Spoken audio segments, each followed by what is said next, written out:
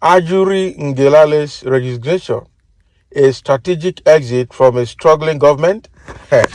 So this Ajuri's resignation from Tinubu's cabinet, is it a strategic exit from a struggling government? Because already the government is struggling. So, but he cited a few reasons why he resigned, citing family issues. But we all know that a lot of people in Tinubu's Kabah government don't like Ajuri Ngelale, especially the likes of Bayo Nanuga. I'm telling you, and I don't know who they're going to use to replace him. It looks like Ajuri has been struggling with that government, between telling truth and telling lies or being diplomatic. And I'm sure he's getting tired. He must have been asked to resign, or probably he's tired, he just choose to go home.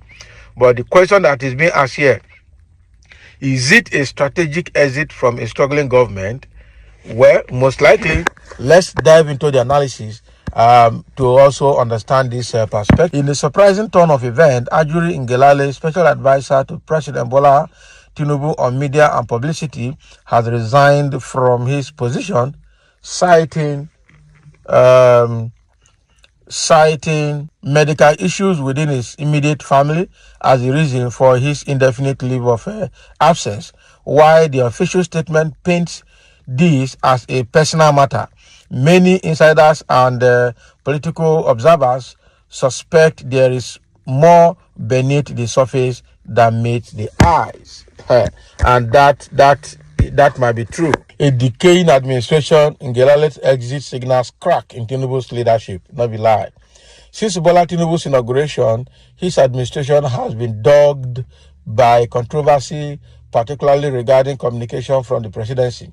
As the face of the government's media strategy, Ngelale has often been thrust into spotlight, that is thrown into spotlight, defending policies and decisions that have faced significant public backlash.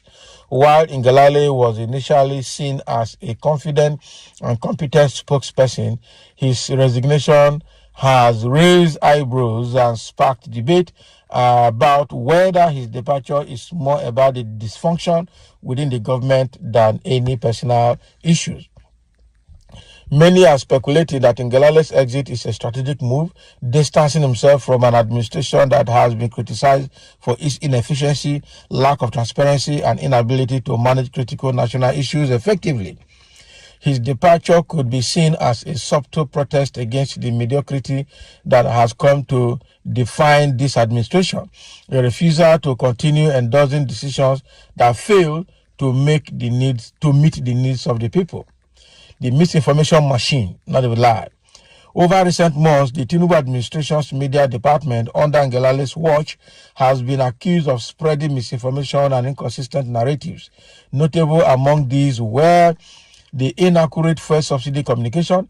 After the government removed fuel subsidies leading to nationwide hardship, Ngelale's office released confusing and contradictory statements about fuel availability, pricing, and the administration's plans for cushioning the effect on citizens. These communication blunders created chaos and further eroded trust in the government. That is true. False claims about economic recovery.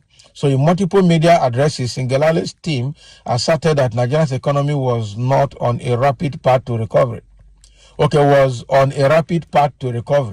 Citing manipulated growth statistics that were later debunked by economic experts. The reality on the ground, with rising inflation and a weakened naira, painted a vastly different picture from the official narratives. The phantom achievement of climate action. Ngelale was also the special presidential envoy on climate action.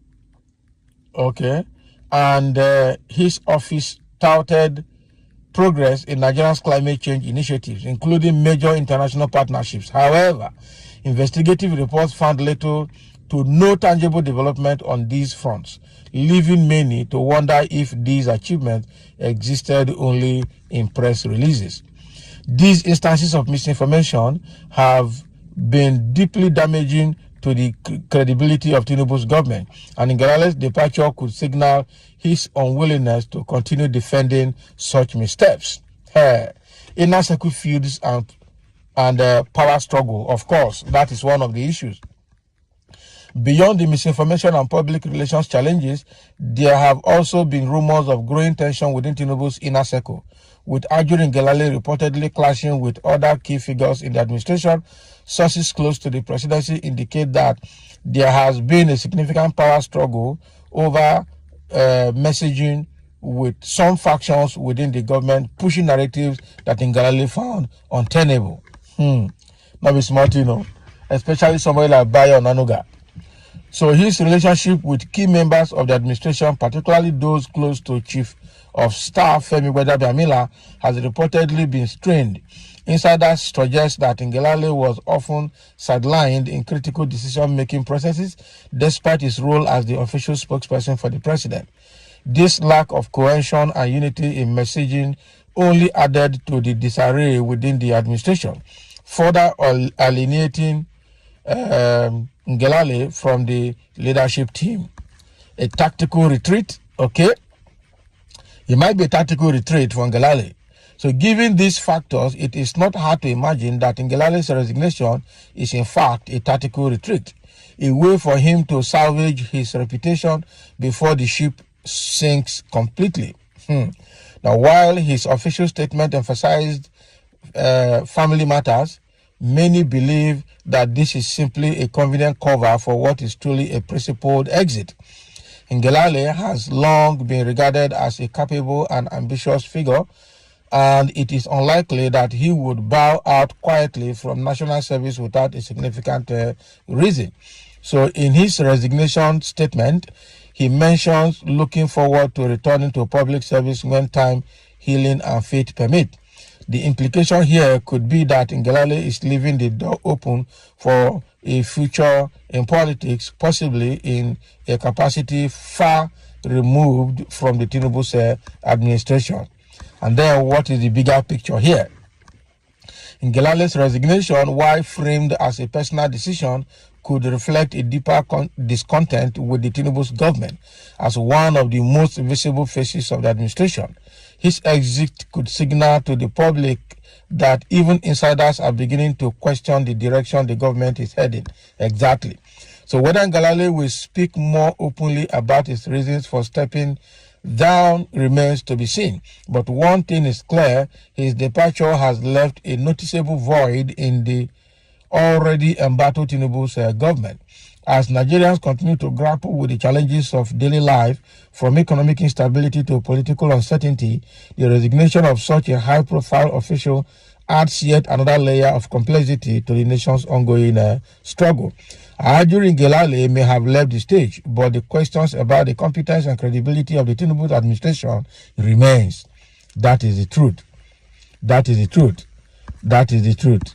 Wow. So the thing here is that Ajuri Ngelale's exit is still raising questions up to now, and I wonder what people are going to say. I wonder how people are going to respond to it. Ngelale's exit has a lot to say, has a lot, to show, because first of all, like it has been said here, we already know that people in Tinubu's kitchen cabinet around Femi Gbadebo don't like Ngelale again. They feel probably he's not defending the government enough, or probably he's making blunders that are putting Tinubu's government in a bad light before the public. I'm sure they may be looking at Ngelale as not being a very perfect liar or a competent liar, because the government of APC is government of competent liars. That is it. So maybe Ngelale is not a perfect liar or has not been very proficient in lying, and they give me a position where they are forcing him to lie and he's not able to. And now that is already messing up his record and relationship in this administration. So his exit could probably, like the writer is saying here, just to excuse himself from all these irregularities in policies and in everything in Tinubu's government, so as to redeem his image before it is too late. And I tell you, it's a wise decision. This government is not a government to die with. You see, the government is something else. So thank you for listening, and let's have your comment.